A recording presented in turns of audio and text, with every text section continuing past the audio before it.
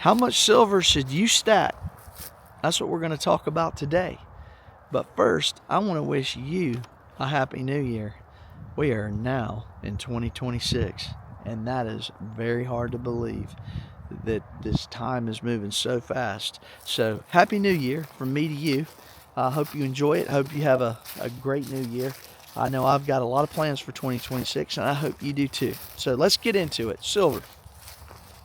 When you stack silver, there's a couple different reasons why you would want to stack silver. And it's more so the why you stack silver more than how much you should stack. And based on the why is probably going to determine how much you stack. But there's three roles that silver is going to play in your portfolio, generally speaking. Is going to be insurance against currency debasement, which I talk about that a lot on this channel. If y'all haven't noticed, the dollar is losing its value very, very fast. So you would be trading your dollars in for silver as an insurance play against dollar debasement. Another one is liquidity in a crisis. SHTF happens. You want to have some way you can exchange, barter, trade. It provides liquidity in a crisis situation. And also having upside optionality with your silver in the event that prices go higher. You have the ability to then do the GSR, gold silver ratio. You can trade into something that's got a higher value that doesn't weigh as much, convert up, and then once the GSR gets higher, then you can start accumulating silver again. Whatever your game plan is, that's what that's what you'd want to do there. So those are the three reasons why you would have silver in your portfolio: insurance, liquidity, and upside optionality. And your target depends on which one of those three matters most. For me, it's probably about a third for each one, 33% for each one. And they're all important, and I don't really see one that jumps out at me any more than the other. So for me, it's more of a blended approach, which I tend to take no matter what. So there's three target levels. They're practical stacking targets for you to maybe put in your hopper.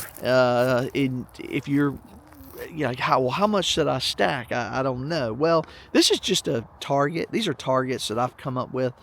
They can be whatever you want it to be. These aren't some in a book somewhere, or it's the general rule of thumb. These are just three target areas that I've just set out here in this video. So it's not financial advice. You do you accumulate as much silver and stack as much as you think is important to you. But the first level is entry level for somebody who's just getting started, and that would be a target of about 100 to 250 ounces of silver. And that's and I'm in that. I'm on the upper end of that, about to transition into the next level. And so it's teaching you spreads and premiums and storage, just the basics of stacking silver and developing some discipline, learning the difference between numismatic and rounds and government-backed silver. Just gives you a framework or a base or foundation to understand how the physical silver works, and what's what, and learning all about it. And so I'm learned a lot about silver here in the past year or so, and so I'm transitioning to that next level. So enough to matter, but not enough to panic over price swings. Is it when you're in this, you got some silver, but if you don't really care if the price is bouncing all over, you're just getting started. So it's not enough to affect anything, and you're in a learning position. So that's the entry level stacker right there. The next level is you're going to be your core stacker. And that's going to be someone who's going to be in that 500 to 1,000 ounces. And most people should probably be in this level. This is the middle of the three. This is level 2.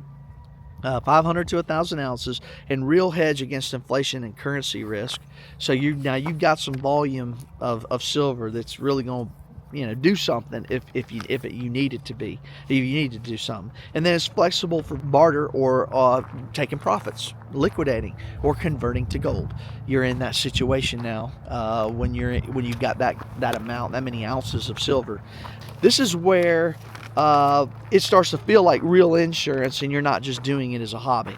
right? So it's that you're actually, and I do both. I use silver as this kind of enjoyment as a hobby, in addition to using it for investment purposes and hand it down to my children and grandchildren one day.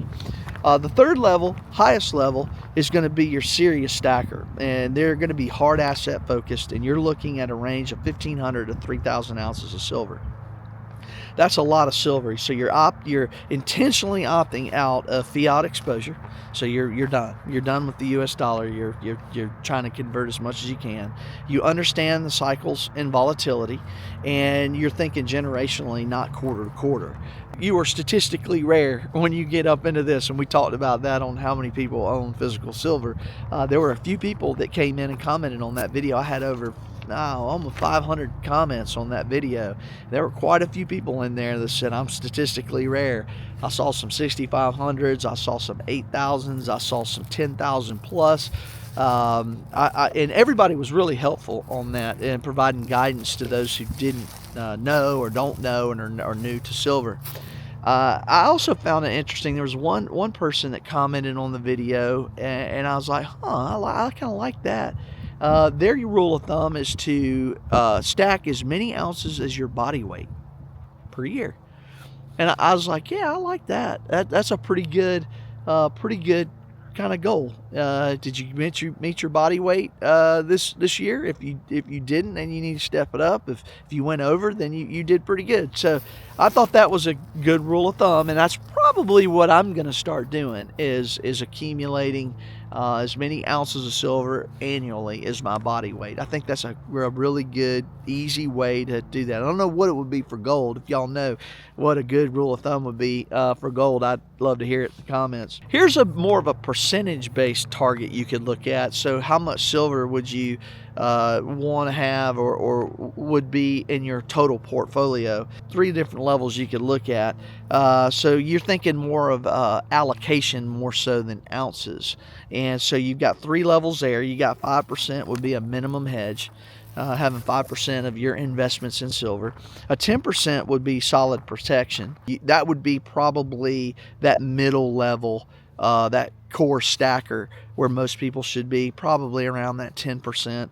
And then a 15 to 20% would be aggressive hard asset stance. I would be a ways away from getting to that. So I kind of like that 10% is to me is a good rule of thumb. But silver works best when it's paired with gold and productive assets, not just by itself. How much silver you should stack?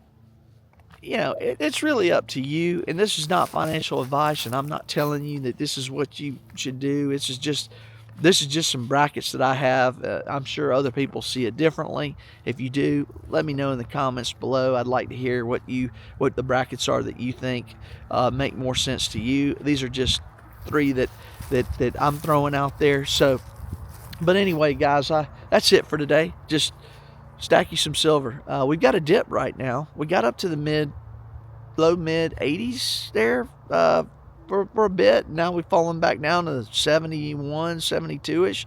So that's prime. I'm looking to get some before the silver market opens back up. Just add a little bit more to my stack. So buy the dips. That's the name of the game. When it dips down, of course, could it go lower? Sure.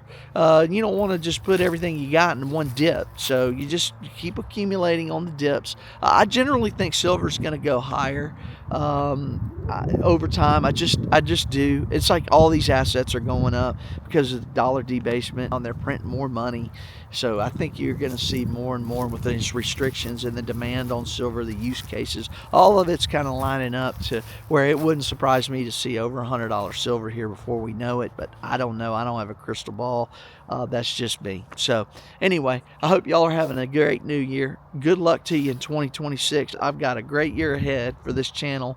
And the end of 2025 has been a gift for me, and I appreciate all my new subscribers for gifting me the opportunity to share my journey with you and maybe help you out along the way. I'm just a Gen X guy here that's been around a while, learned a lot, love to share it with you. So do me a favor, like this video, subscribe to the channel, hit that notification bell. I'd love to hear from you, and leave comments below. I'd appreciate it. Happy New Year from Gen X guy to you.